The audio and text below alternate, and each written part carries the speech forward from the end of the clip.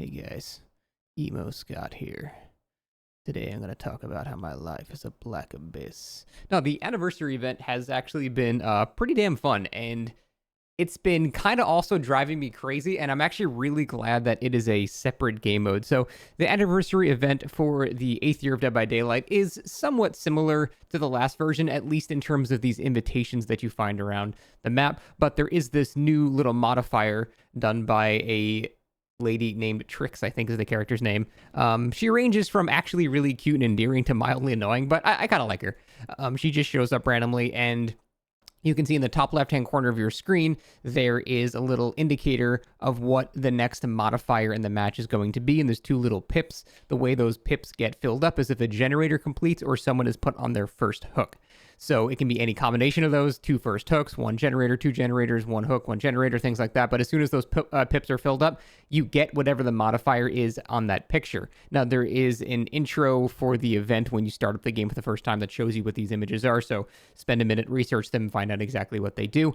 But for example, one of them is everyone gets healed, but then everyone gets exposed for 30 seconds. One of them, and my personal favorite, is everyone just moves 30% faster for, I think, 30 seconds. That is by far the most fun mode because it's absolute chaos seeing people just zooming around everywhere. I want that to be like a limited time mode just for the hell of it. It's actually really fun.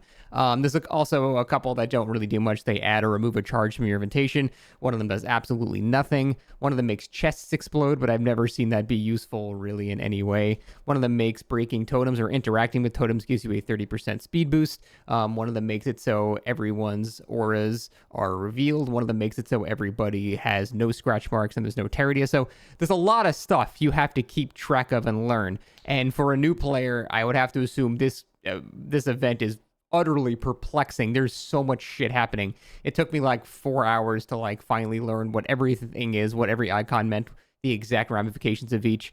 But once you learn all of it, it's pretty fun. I'm really glad it's tied to an alternate game mode, though, because if this was every game, I think that would get kind of exhausting, having to keep track of so many things at once. I will say, though, I enjoyed this mode a bit more as Survivor than Killer. I do think the mode and the powers favor Killer actually a little tiny bit, but there is something that the survivors can do called quiet mode, where it takes one of their invitation charges and they stop making all sounds entirely, from vaulting, injured sounds, running sounds, breathing sounds, all that. They are just completely silent.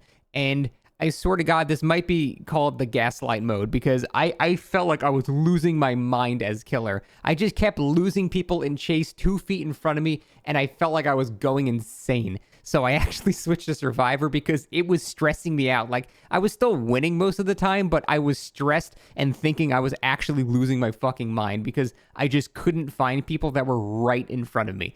So it was a little frustrating on that end. Now, the survivors do have some frustrations to work with as well. Unfortunately, that really boring Killer power came back from last year, where they can just press Q at a pallet and the pallet breaks, kind of like the Vorpal Blade add-on from Vecna. It's just really not very fun to play with at all. It pretty much guarantees you're going to get hit on unsafe tiles. There's no way to really avoid it. And I don't know. Like I said, it's a lot less egregious because this is a limited time event now. That's an optional game mode, and you're not forced into it. So any complaints I might have had about things like that are far lessened because it's simply an optional thing. Now, is it really optional if you want to get all the stuff? No, not really. But for the most part, I think that pallet breaking power from the Killer, even as Killer playing as it was so unrewarding. You get to any tile that's not a god pallet, they're just dead, and it just, I don't know, it doesn't really feel great to do. What does feel amazing on Killer is the remote hook feature, which I hope returns in some way with another Killer or something like that. So you can use one of your charges of your invitations that you collect around the map to just immediately hook somebody as soon as you pick them up, which is awesome. So no more of that, Sabo shit you have to worry about if there's no hooks in the area because one of them was used up or something like that. You just yeet them onto the nearest hook. It even activates scourge hooks. It's just super, super nice. The quality of life there is so, so wonderful. And it makes me wonder why we haven't had something like that to begin with in the game, just as a base kit feature, because it just feels so good. So the remote hook was a massive success. I love that feature a lot. Everything else from Killer is mostly the same. The Survivor is mostly the same as last year as well, except the quiet mode is a new thing that they can do too. So overall, the things that you can do in this game mode are pretty interesting, and there's a lot to keep track of. Some of the powers are pretty boring and really just no gameplay at all, but some of them are really, really cool.